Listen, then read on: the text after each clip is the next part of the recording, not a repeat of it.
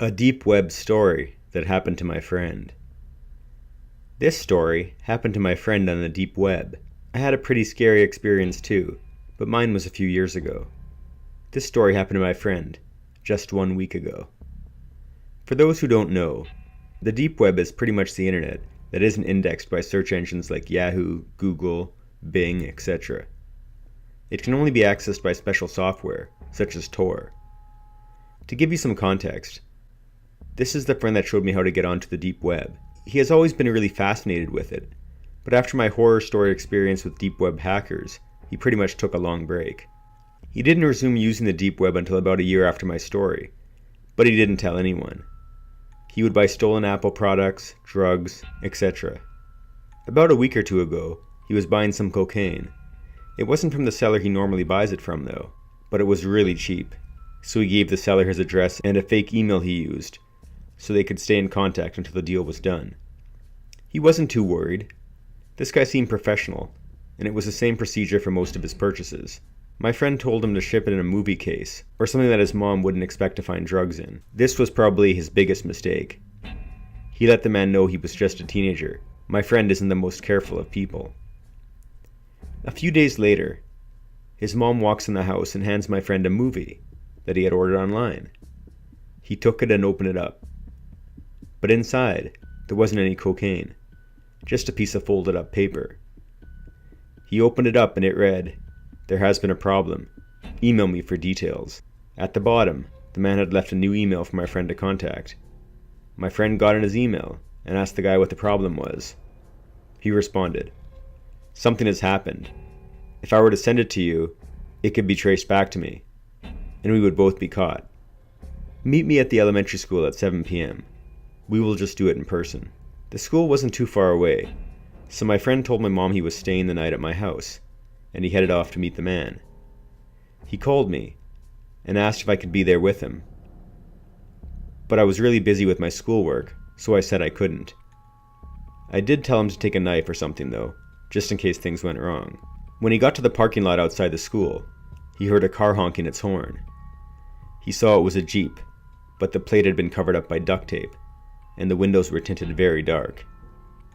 The man got out of his car and gave my friend the drugs, and my friend paid him. It seemed like everything went fine. My friend got in his car and sat there a bit in order to call and tell me everything went fine. He noticed when he had hung up, the man was still there though. Why was he waiting? He didn't think too much of it and drove off. When he got to the first red light, he noticed the man's car. It was right behind him.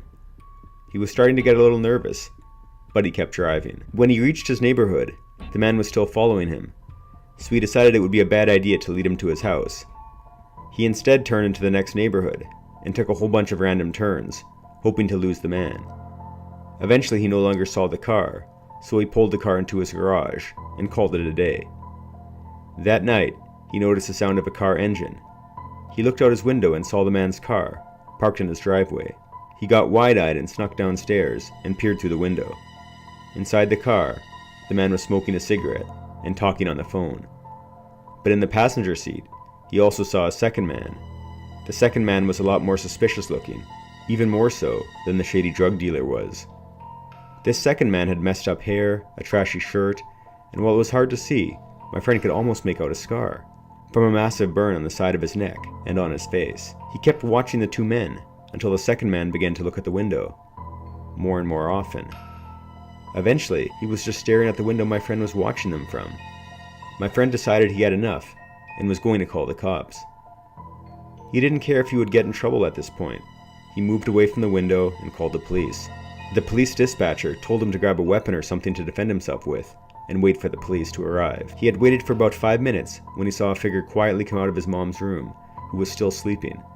The man shut the door behind him and noticed my friend had seen him. The figure sprinted towards my friend with what looked like a knife, raised in his hand. My friend grabbed a pot from a nearby table and threw it at the figure. It hit him in the face, and it shattered. The figure screamed and fell to the floor. My friend turned on the lights and saw the second man with the burn rolling on the floor. His face was covered in blood, and shards of glass were sticking out. His right eye had tons of blood pouring out. He must have been hit pretty hard. As the man began to slowly get up, my friend grabbed a kitchen knife and drove it into the man's shoulder. Another scream could be heard by the man. The man began to stumble over to the front door, when police sirens could be heard. Both men were caught on sight, but my friend's mom had been killed. Her throat had been slit, and she had 23 stab wounds and duct tape covering her mouth. My friend was arrested too for drug possession, and his trial is coming up, but he lost his mom because of it, so I don't think he will be buying drugs from the deep web ever again. Do you have an idea for a video for this channel? Please comment down below, and be sure to subscribe.